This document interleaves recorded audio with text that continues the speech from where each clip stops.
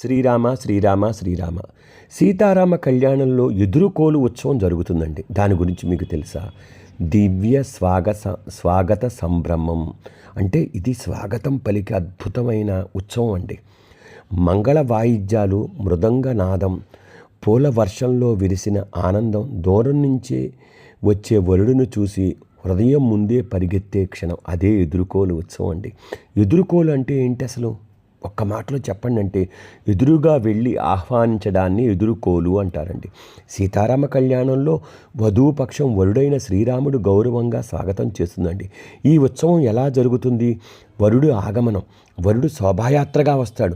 పల్లకీలో లేదా రథంలో జై శ్రీరామ్, శ్రీరామ జయరామ, జయ జయారామ అనే నినాదాలతోటి రాములు వారు వస్తారండి. అలా రాగానే అక్కడున్న వాతావరణం అంతా పులకిస్తుందండి.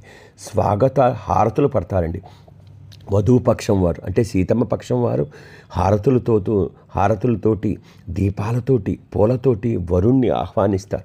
ఇది గౌరవం మాత్రమే కాదండి, దైవాన్ని ఆహ్వానించే విధానం అండి నిజంగా ఎదురుకోల ఉత్సవం. పూల వర్షం కురిపిస్తారండి, అప్పుడు ఆశీర్వాదాలు ఇస్తారు. పూలతో వరుణ్ణి అలంకరిస్తారండి, పుష్పవర్షం కురిపిస్తారు. ఆ క్షణం భూమి మీద స్వర్గం దిగి వచ్చినట్టుంటుందండి ఆ ఉత్సవం చూస్తుంటే.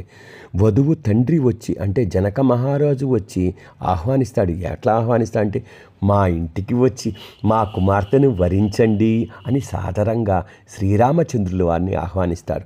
మండప ప్రవేశం చేస్తారు. ఎదురుకోలు తర్వాత వరుడు కళ్యాణ మండపంలోకి ప్రవేశిస్తాడు. ఇది వివాహ ఘట్టాల ఆరంభం అండి. ఆధ్యాత్మిక మార్గం ఏంటయ్యా అంటే, ఆధ్యాత్మిక అర్థం ఏం చెప్తుందంటే ఎదురుకోల ఉత్సవం గురించి, మనం దైవాన్ని స్వాగతించాలండి, గౌరవంతో ఆహ్వానించాలి, ప్రేమతో చేరదీయాలి. అక్కడున్నది కేవలం విగ్రహాలు అనుకోకూడదండి, దైవాన్ని దైవంలా చూడాలి. నిజంగా శ్రీరాములు వారు కళ్యాణ మండపంలోకి ప్రవేశిస్తున్నాడు అని ఆధ్యాత్మిక భావంతో తెరుచుకోవాలి. అప్పుడే మన హృదయం తెరుచుకుంటుందండి. సీతారాములు దివ్య భావనలో ఉండాలండి. సీతాదేవి ఇంటికి శ్రీరాముడు వస్తున్నాడనే ఆనందంతో ఉండాలి. అది ఒక వరుడు రావటం కాదండి, ధర్మం ఇంటికి అడుగు పెట్టడంగా భావించాలండి.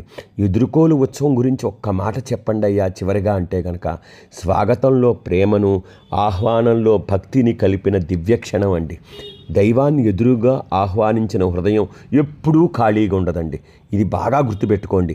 దైవాన్ని ఎదురుగా ఆహ్వానించిన హృదయం ఎప్పుడూ ఖాళీగా ఉండదు. అంటే ఎప్పుడైతే మనం నామస్మరణతో కానీ స్వామివారి గురించి ఆలోచిస్తామో మన హృదయం ఎప్పుడూ ఖాళీగా ఉండదండి, ఆనందంతో నిండిపోతుంది. కాబట్టి ఎదురుకోలు ఉత్సవం ఇందువల్ల చేస్తారండి.